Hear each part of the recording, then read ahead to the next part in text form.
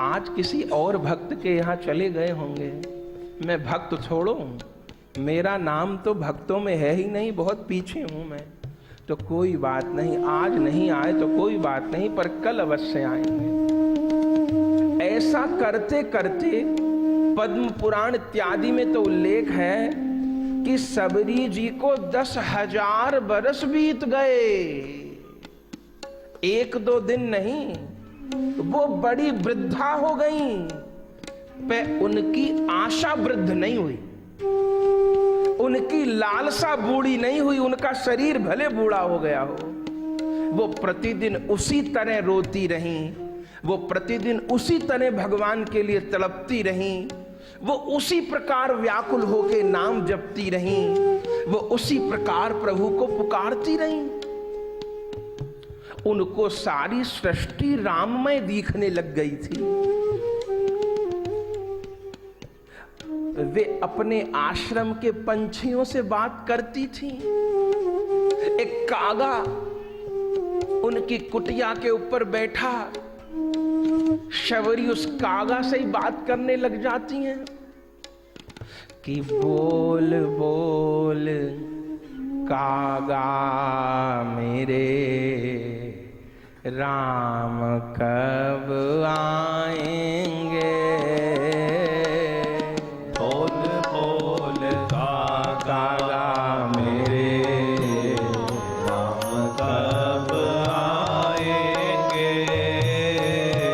बोल बोल कागा मेरे, राम कब आएंगे।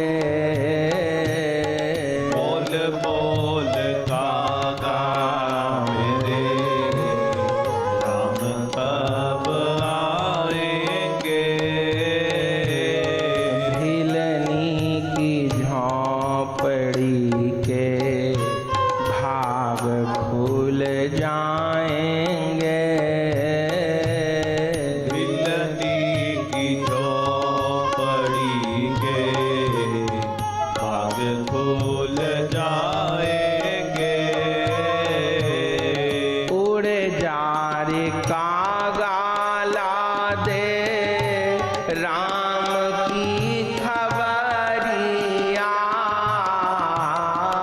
उड़ जा रे कागा ला दे राम की खबरिया। आएंगे धनुष धारी कौन सी डगरिया।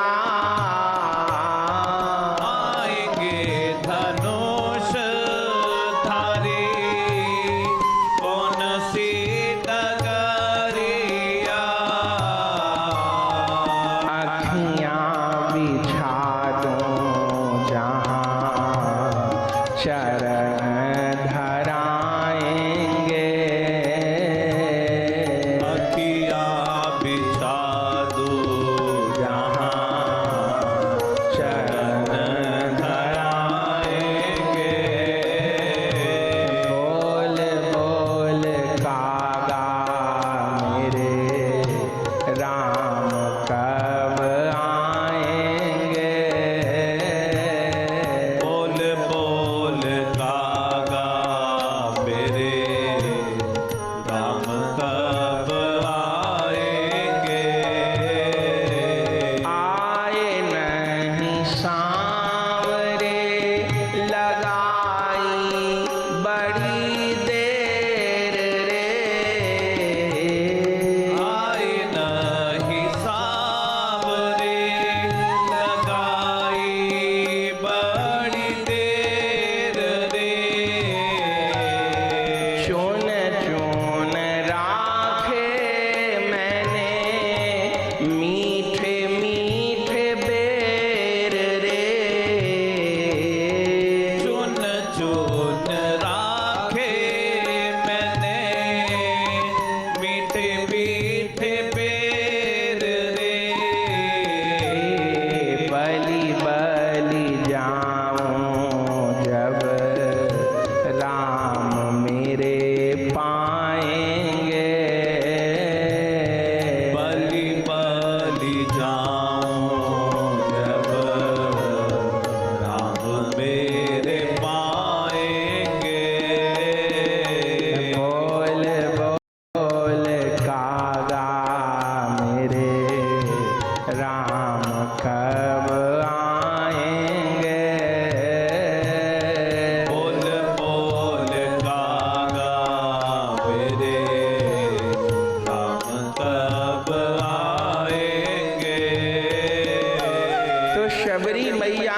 कितनी प्रतीक्षा की है, कितनी प्रतीक्षा की है।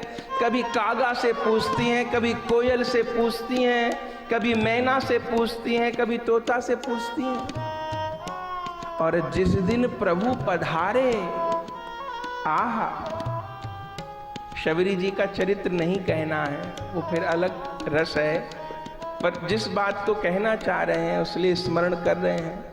फिर शबरी जी से मिलने को जिस दिन प्रभु आए, अब भक्ति भगवान से मिलने को व्याकुल नहीं होता, भगवान भी भक्त से मिलने को व्याकुल होते हैं। जानकी जी का हरण हो चुका था और भगवान हा सीते हा सीते हा सीते पुकार के रो रहे थे। जटायु जी को सदगति दी थी, लेकिन अचंबा, जैसे ही शबरी जी के आश्रम की परिधि में पहुंचे, उससे पहले तक तो सीते सीते कह के रो रहे थे। अचानक शबरी के आश्रम परिधि में पहुंचे तो सीते सीते कहना छूट गया और शबरी शबरी शबरी ऐसा भगवान कहने लग गए। अब लक्ष्मण जी बहुत चकित हो गए कि हमारा जन्म भी भगवान के साथ हुआ, सब लीला में भगवान के साथ ही रहे हैं, ये सबरी नाम की स्त्री से कब परिचय हुआ भगवान का पता नहीं कि सबरी सबरी पुकार के रो रहे हैं।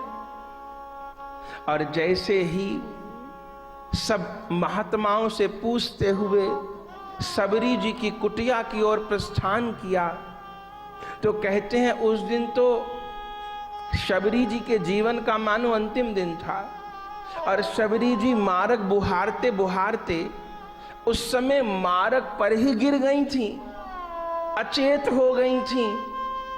और उस समय प्रभु शबरी जी के निकट पहुंचे और उस समय कैसी झांकी हुई, बोले कुटिया पे आज शबरी की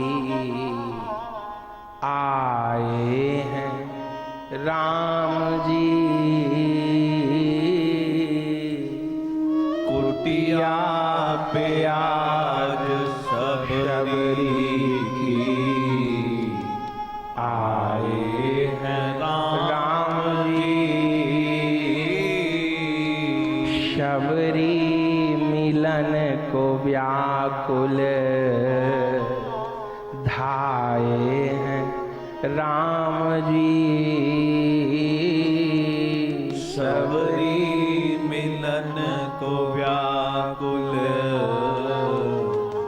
आए हैं राम जी। व्याकुल हो रो रही थी मग को निहारती, आकर के अपने कर से उठाए हैं राम जी। आकर के अपने कर से उठाए हैं राम जी। देखा जो पलकें उठा के देखा तो चरणों पे गिर पड़ी, अश्रु के जल से पग को धुलाए हैं राम जी। अश्रु के जल से पग को धुलाए हैं राम जी। और जीवन भर सोचती थी प्रभु आएंगे तो ऐसा करूंगी, प्रभु आएंगे तो वैसा करूंगी, और आज जन्मों जन्मों की अभिलाषा पूरी हुई है, लेकिन कुछ भी नहीं कर पाई। सब कुछ बिसर गया तब कुछ भी न कर सकी। सब कुछ बिसर गया तब कुछ भी न कर सकी। कांपत है अंग अंग सब, देखत हैं राम जी।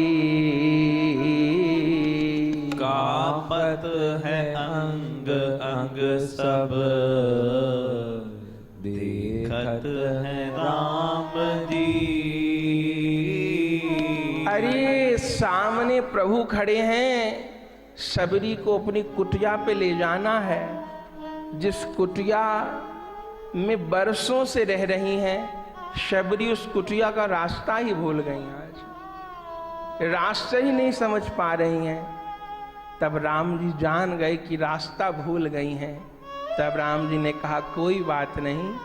तब राम जी हाथ पकड़ करके शबरी जी को कुटिया पे लेकर के आए। शबरी का कर पकड़ के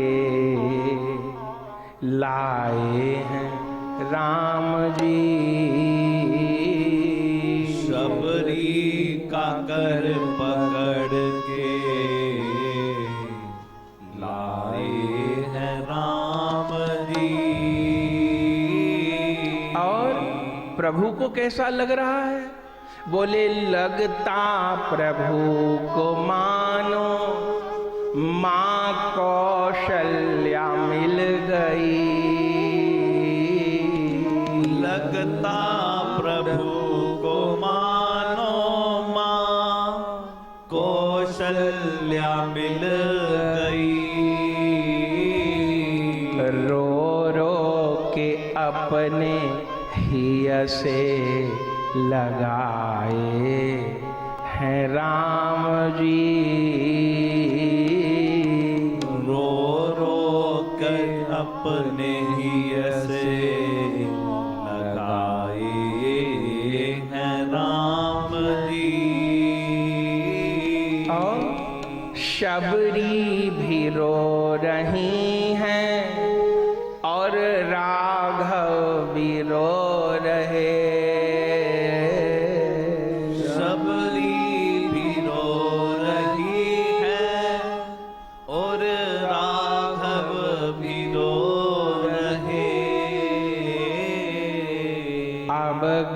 गौरदास इनको संभाले को आन जी। अब गौरदास इनको संभाले को आन जी।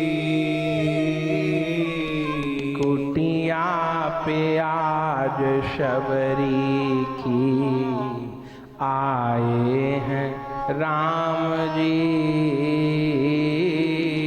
कुटिया पे आज शबरी की आए हैं राम जी।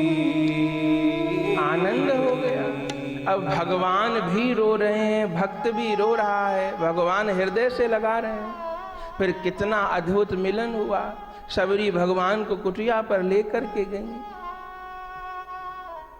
भगवान के चरणों का प्रक्षालन किया, आसन पर बिठाया और भगवान को कहीं भूख नहीं लगी। पूरी रामायण में देखिएगा, स्वयं भक्तों ने भगवान को भोग लगाया है पर भगवान को भूख नहीं लगी। एक शबरी की कुटिया ऐसी है जहां जाके भगवान भूखे हो गए। और भूख कब लगती है?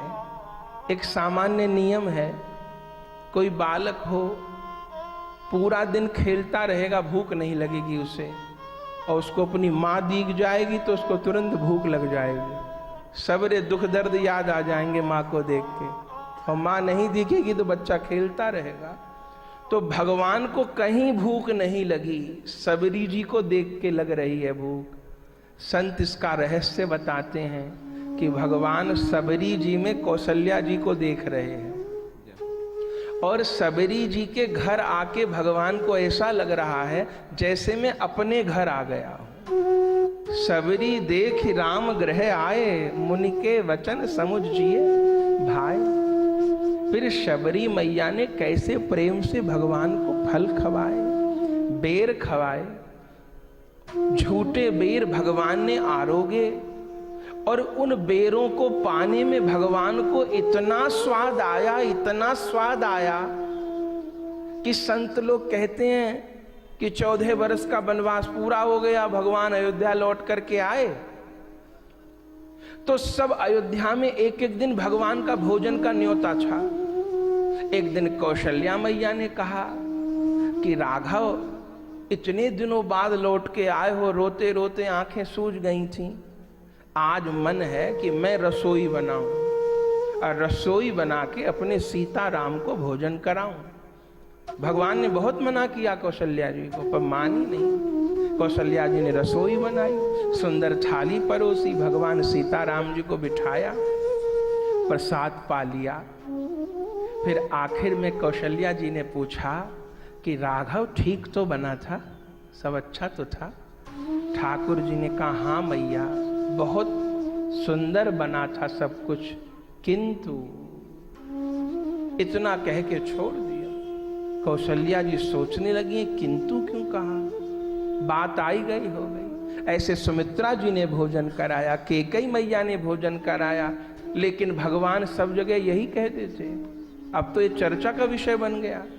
एक बार तो भगवान की ससुराल से निमंत्रण आया, सुनैना मैया ने, जनक जी ने समाचार भिजवाया कि हे प्रभु, जब से बेटी विदा होकर के गई आने का अवसर नहीं मिला, अब वो कष्ट का समय बीत गया है, अब प्रार्थना है कि जानकी को लेके आप पधारें, हमारे चारों दामाद चारों बेटियों को लेके पधारें और हम सेवा करें। भगवान जनकपुर पधारे सिया जी को लेके। अब सासू मां सुनैना जी ने बड़ी सुंदर रसोई बनाई, प्रभु को परोसी, पवाई, पा लिया। प्रभु ने तो हाथ जोड़ करके पूछा कि कोई कमी तो नहीं थी, सब ठीक ठाक बना था? भगवान ने कहा माता जी सब कुछ बहुत सुंदर बना था, किंतु अब तो जानकी जी को बड़ा कष्ट हुआ।